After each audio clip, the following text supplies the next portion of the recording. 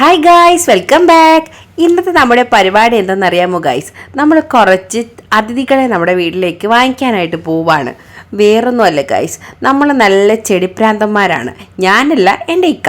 അപ്പോൾ ഇക്കാക്ക് കുറച്ചുകൂടി ഇതുപോലെയുള്ള ഫ്രൂട്ട്സ് മരങ്ങളൊക്കെ വീട്ടിൽ വെക്കണം. നമ്മളിപ്പോൾ നാട്ടിൽ വന്നിട്ട് കുറേ റംബൂട്ടാനൊക്കെ കഴിച്ച് നിങ്ങളെ കാണിച്ചല്ലോ.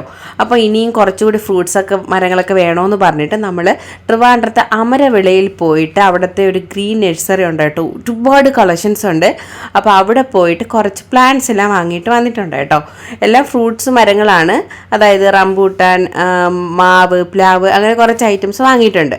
അവർ തന്നെ നമുക്ക് വീട്ടിൽ ഡെലിവറി ആക്കി തരും കേട്ടോ. സാധനം നമ്മൾ കുറച്ച് ഡെലിവറി ചാർജ് കൊടുക്കണം. അപ്പോൾ നമ്മൾ നല്ല അടിപൊളി കുറേ മരങ്ങളൊക്കെ വാങ്ങിയിട്ടുണ്ട്. ഏകദേശം നമ്മളൊരു 9 ഫ്രൂട്ട്സിൻ്റെ പ്ലാന്റാണ് വാങ്ങിയിരിക്കുന്നത് കേട്ടോ. അത്യാവശ്യം കുറച്ച് വലിയ പ്ലാന്റ് നോക്കിയാണ് നമ്മൾ വാങ്ങിയത്. തീരെ കുഞ്ഞു തൈകൾ അവിടെ ഉണ്ട്, പക്ഷേ നമ്മൾ കുറച്ച് വലുതാണ് വാങ്ങിയത് കേട്ടോ. നിങ്ങൾക്ക് മുമ്പത്തെ എൻ്റെ വീഡിയോ കണ്ടിട്ടുണ്ടെങ്കിൽ അറിയാം, ഞങ്ങളിവിടെ ഒരു ലോങ്ങിൻ്റെ മരം നട്ടിട്ടുണ്ടായിരുന്നു. നമ്മളത് ഗാർഡനൊക്കെ ചെയ്ത സമയത്ത് വാങ്ങി നട്ടതാണ്. ഇക്ക തന്നെയാണ് നട്ടത് കേട്ടോ. പക്ഷേ അത് കഴിഞ്ഞ പ്രാവശ്യം ലീവ് വന്നപ്പോഴത്തേക്ക് അതിനെന്തോ സംഭവിച്ചിട്ട് ആ മരം നിന്നങ്ങ് ഫുള്ള് ഉണങ്ങിപ്പോയി കേട്ടോ. അതായത് ഒരാഴ്ച കൊണ്ട് ആ മരത്തിൻ്റെ ഇലകളെല്ലാം കൊഴിഞ്ഞ് അത് ഉണങ്ങിപ്പോയി. അങ്ങനെ നമ്മൾ അതിനെ മുറിച്ച് കളഞ്ഞിട്ടുണ്ടായിരുന്നു. അതായത് ഫുള്ള് ഉണങ്ങിപ്പോയതിനെ നമ്മൾ കട്ട് ചെയ്ത് മാറ്റിയായിരുന്നു. ഈ പ്രാവശ്യം ഇക്ക അതിൻ്റെ വന്നിട്ട് അതിൻ്റെ ആ ഒരു വേരില്ലേ, അത് ഇതിൻ്റെ അടിയിലുണ്ടായിരുന്നു കേട്ടോ. അതിങ്ങനെ ഇളക്കി മാറ്റുകയാണ് കേട്ടോ. ശരിക്കും നല്ല പണിയെടുത്തിട്ട് ആ വേര് ഇളക്കി എടുക്കാനായിട്ട് നമ്മൾ വീണ്ടും ഇവിടെ തന്നെയാണ് അടുത്ത ഒരു പുതിയ ലോങ് നടാനായിട്ട് പോകുന്നത്. അപ്പോൾ അതിൻ്റെ വേരൊക്കെ ഇളക്കി കളഞ്ഞാലേ നമുക്ക് ഇവിടെ അടുത്ത പ്ലാന്റ് നടാനായിട്ട് പറ്റത്തുള്ളൂ. ഓൾറെഡി ഇതിപ്പോൾ നമ്മൾ വെക്കാൻ പോകുന്നത് ഇവിടെ 3ാമത്തെ പ്ലാന്റാണ്. നമ്മൾ വീട് വെച്ച സമയത്ത് ഇവിടെ ഒരു മാവ് ഉണ്ടായിരുന്നു, ഒരു വലിയ മാവ് ഉണ്ടായിരുന്നു കേട്ടോ. എൻ്റെ കുട്ടിക്കാലത്ത് നട്ട മാവാണത്. അപ്പോൾ അതിൻ്റെ ചില്ലകൾക്ക് ഇങ്ങനെ കുറച്ച് അസുഖമൊക്കെ ബാധിച്ചതുകൊണ്ടാണ് നമ്മൾ അത് ഇളക്കി കളഞ്ഞിട്ട് ലോങ്ങം വെച്ചത്. ഇപ്പോൾ നമ്മൾ വീണ്ടും അടുത്ത് വെക്കാൻ പോവുകയാണേ. ഇനി നമുക്ക് മരം നടണമെങ്കിൽ പ്രധാനമായിട്ട് എന്താ വേണ്ടത്? വളം വേണം. അപ്പോൾ നമ്മളിവിടെ എല്ലുപൊടി, വേപ്പിൻ പിണ്ണാക്ക്, അങ്ങനെയുള്ള നാച്ചുറൽ വളങ്ങളാണ് ഇട്ട് കൊടുക്കുന്നത്. അപ്പോൾ നമ്മൾ ഇങ്ങനെ ഈ ഒരു ആറ്റിങ്ങളുള്ള ഈ ഷോപ്പിൽ നിന്നാണ് നമ്മളിങ്ങനെ കുറച്ച് ബൾക്കായിട്ട് ഇങ്ങനെ വാങ്ങിക്കും. ചകിരിച്ചോറൊക്കെ നമ്മൾ ഒരു ചാക്ക് എടുക്കും കേട്ടോ. കാരണം നമുക്ക് പ്ലാന്റ് നടാൻ അത്രയും വേണം. അങ്ങനെ പിന്നെ നമ്മൾ ഈ ഒരു ഡ്രമ്മിൽ ആദ്യമായിട്ട് ചെടികൾ നടാനായിട്ട് പോവുകയാണ് കേട്ടോ. അപ്പോൾ നമ്മൾ വളമൊക്കെ വാങ്ങിയിട്ട് വന്നപ്പോഴത്തേക്ക് രാത്രിയായി. അങ്ങനെ പിന്നെ പിറ്റേത് രാവിലെ തന്നെ എണീറ്റിട്ട് ഇന്ന് നമ്മൾ വാങ്ങിക്കൊണ്ട് വന്ന മരങ്ങളെല്ലാം നടാനുള്ള പ്ലാനിലാണ്. അപ്പോൾ നമ്മുടെ മുറ്റം ഇപ്പോൾ ഏകദേശം ഇങ്ങനെയാണ് ഉള്ളത് കേട്ടോ. മുമ്പ് ഇവിടെ ഉണ്ടായിരുന്ന ജാമ്പയൊക്കെ നമ്മൾ മുറിച്ച് കളഞ്ഞിട്ട് അവിടെ ഇപ്പോൾ ഒരു പുതിയ മാവ് നടാനാണ് ഉദ്ദേശിക്കുന്നത്. അപ്പോൾ നമ്മുടെ മാവൊക്കെ ഇരിക്കുന്നുണ്ടല്ലേ ഗൈസ്. നമ്മുടെ കുറേ ചെടികളൊക്കെ പോയി കേട്ടോ. ഞാനിപ്പോൾ നാട്ടിൽ സ്ഥിരമായിട്ടില്ലാത്തതുകൊണ്ട് ചെടികളൊക്കെ ഒരുപാട് പോയി. വേരൊക്കെ ഇളക്കി കളഞ്ഞിട്ട് അവിടെ നല്ലൊരു കുഴിയൊക്കെ എടുത്ത് വെച്ചിട്ടുണ്ട് കേട്ടോ.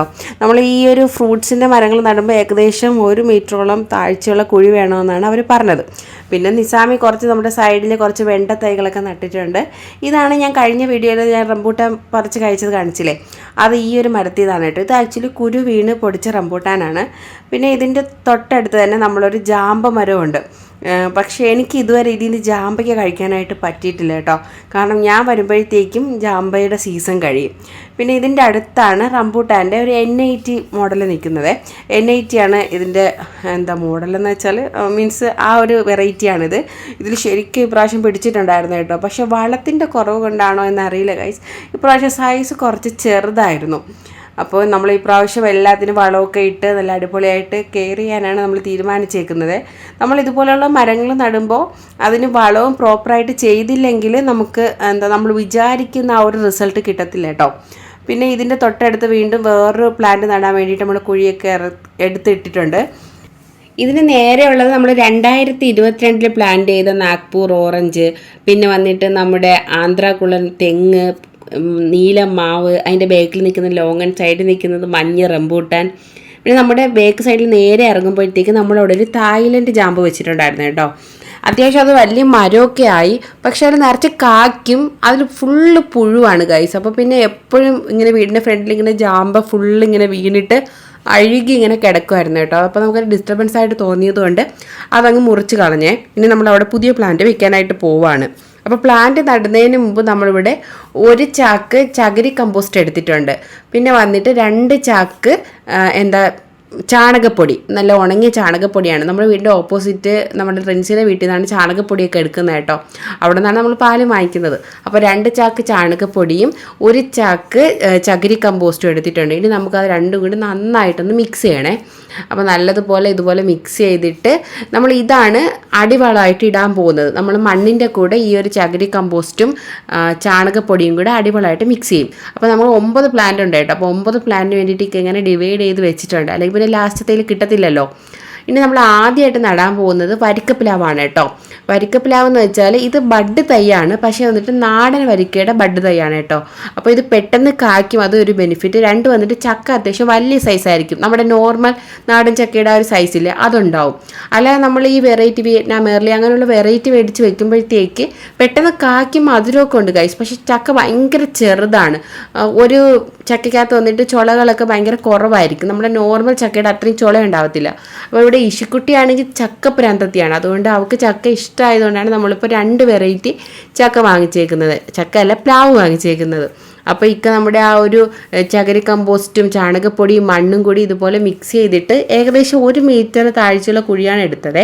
ആ കുഴിയിൽ 3/4 നമ്മളെടുത്ത മണ്ണും ചകിരി കമ്പോസ്റ്റും ചാണകപ്പൊടിയും എല്ലാം മിക്സ് ചെയ്ത് അതിലേക്ക് തന്നെ നിറച്ച് കൊടുക്കുകയാണ്. അങ്ങനെ ചെയ്യുന്നത് എന്തെന്ന് വെച്ചാൽ നമ്മുടെ ഇതിൻ്റെ വേരിലെ പെട്ടെന്ന് നന്നായിട്ട് ഓടും.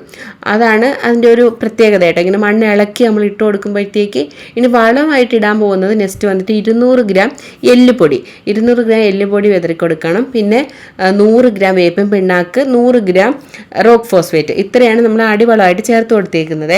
എന്നിട്ട് നമുക്ക് അതും കൂടി ഒന്ന് നന്നായിട്ട് മിക്സ് ചെയ്തതിന് ശേഷം നമ്മുടെ ആ ഒരു പ്ലാന്റിൽ അത് ഇറക്കി വെച്ച് കൊടുക്കാം. എന്നിട്ട് ആ സൈഡിലുള്ള മണ്ണെല്ലാം ഒന്ന് ജസ്റ്റ് ഇളക്കിയിട്ട് നമ്മുടെ ഒരു പുതിയ മണ്ണുമായിട്ട് ഇത് ജസ്റ്റ് ഒന്ന് ഇങ്ങനെ മിക്സ് ചെയ്ത് കൊടുക്കണം കേട്ടോ. അപ്പോൾ പെട്ടെന്ന് വേരൊക്കെ ഓടി സെറ്റാവും ഗൈസ്. നമ്മൾ ഇതിന് മുമ്പേ പ്ലാന്റ് നട്ടിട്ടുള്ളത് കൊണ്ട് ഇങ്ങനെയാണ് നടുന്നത് നമുക്കൊരു ഐഡിയ ഉണ്ട് കേട്ടോ. അതുകൊണ്ടാണ് ഈ പ്രാവശ്യം തനിയെ ചെയ്യുന്നത്. അതായത് ഇതിന് മുമ്പ് നമ്മൾ ജോലിക്കാരെ വെച്ചിട്ടാണ് ചെയ്യുന്നത്. പക്ഷേ ഈ പ്രാവശ്യം എല്ലാ പ്ലാന്റും ഇക്കാക്ക് തന്നെ നടണമെന്ന് വാശിയായിരുന്നു കേട്ടോ. അങ്ങനെ ഇക്കായ എല്ലാ പ്ലാന്റും നട്ടിട്ടുള്ളത്. അങ്ങനെ നമ്മുടെ നാടൻ വരിക്കപ്ലാവ് നട്ടിട്ടുണ്ട്. ഇനി നമ്മൾ നേരത്തെ വെട്ടിക്കളഞ്ഞ ആ സ്ഥാനത്ത് നമ്മൾ വെച്ചിരിക്കുന്ന കാട്ടിമുണ്ട മാംഗോ വെച്ചിട്ടുണ്ട്. പിന്നെ അതിൻ്റെ ബേക്കിലായിട്ട് റെഡ് ഡയമണ്ട് ഗുവയുടെ ഒരു പേരമരവും വെച്ചിട്ടുണ്ട്. ഇവിടെ പേരയ്ക്കാന്ന് വെച്ചാൽ അത്യാവശ്യം നല്ല വൈറ്റമിൻസ് ഒക്കെ ഉള്ള നല്ലൊരു ഫ്രൂട്ടാണ് ഗൈസ്. അപ്പോൾ അതും വെച്ച് കൊടുത്തിട്ടുണ്ട്. പിന്നെ അതിൻ്റെ സൈഡിലായിട്ട് അൽഫോൾസ മാംഗോ ഉണ്ട്, ബേക്കിലായിട്ട് നമ്മുടെ മംഗോസ്റ്റൻ നിപ്പുണ്ട്. പിന്നെ അതിൻ്റെ തൊട്ട് ബേക്കിലായിട്ട് നമ്മളൊരു സീഡ്ലെസ് ലെമണും വെച്ച് കൊടുക്കുന്നുണ്ട്. നമുക്കിവിടെ കുറച്ച് സ്ഥലമേ ഉള്ള സ്ഥലത്ത് മാക്സിമം പ്ലാന്റുകൾ വെച്ച് കൊടുക്കാനാണ് ശ്രമിച്ചിട്ടുള്ളത്. പിന്നെ നമ്മൾ 2 പ്ലാന്റ് വന്നിട്ട് ഡ്രമ്മിലാണ് വെച്ചേക്കുന്നത്. ഇത് വന്നിട്ട് നാംഡോക്ക് എന്ന് പറയുന്ന ഒരു മാവിൻ്റെ വെറൈറ്റിയാണ്. ഇത് വന്നിട്ട് തായ്ലൻഡ് റെഡ് വരിക്ക, ഇതൊരു പ്ലാവാണ് കേട്ടോ. ഇത് രണ്ടും നമ്മൾ ആദ്യമായിട്ട് ഡ്രമ്മിൽ സെറ്റ് ചെയ്തേക്കാണ്. പിന്നെ നമ്മൾ നേരത്തെ റംബൂട്ടാൻ N8 നട്ടില്ലേ, അതിൻ്റെ തൊട്ടടുത്ത് തന്നെ വേറൊരു റംബൂട്ടാൻ തൈ കൂടെ നട്ടിട്ടുണ്ട് കേട്ടോ. ഇത് വന്നിട്ട് സീസർ എന്ന് പറയുന്ന വെറൈറ്റിയാണ്. നമ്മളിങ്ങനെ റംബൂട്ടാനൊക്കെ ചേർത്ത് നടുമ്പോഴത്തേക്ക് പെട്ടെന്ന് കായ്ക്കുമെന്നാണ് പറയുന്നത്. ഇത് പിന്നെ ബനാന മാംഗോ അങ്ങനെ ഒരു വെറൈറ്റിയാണ് കേട്ടോ, മാങ്ങാമരമാണ്. അതിൻ്റെ തൊട്ടപ്പുറത്തെ നമ്മുടെ പഴയ കോട്ടർക്കോണത്തിൻ്റെ മാങ്ങ നിപ്പുണ്ട് കേട്ടോ. പിന്നെ നമ്മുടെ നേരത്തെ കുഴി എടുത്തില്ലേ, അവിടെ നമ്മുടെ പുതിയ ലോങ്ങൻ്റെ തൈ വെച്ച് പിടിപ്പിച്ചിട്ടുണ്ട്. ഇതെങ്കിലും നന്നായി കിട്ടുമെന്ന് നമ്മൾ പ്രതീക്ഷിക്കുന്നത് കേട്ടോ. കാരണം കഴിഞ്ഞ പ്രാവശ്യം വെച്ചത് കേടായി പോയപ്പോഴത്തേക്കും നമുക്ക് ഭയങ്കര ഫീലിംഗ് ആയിരുന്നു. നിൽക്കാൻ്റെ വാശിയായിരുന്നു ഇവിടെ ലോങ്ങൻ തന്നെ സെറ്റ് ചെയ്യുമെന്ന്. അപ്പോൾ ഇതിന് വേണ്ടിയിട്ട് 3 മാസം കഴിഞ്ഞിട്ട് വീണ്ടും വളമൊക്കെ ചെയ്ത് കൊടുക്കണം. അപ്പോൾ നമ്മൾ അടുത്ത പ്രാവശ്യം ലീവിന് വരുമ്പോഴത്തേക്ക് ഇതെല്ലാം നന്നായിട്ട് നിൽക്കുമെന്ന് വിചാരിക്കുന്നു.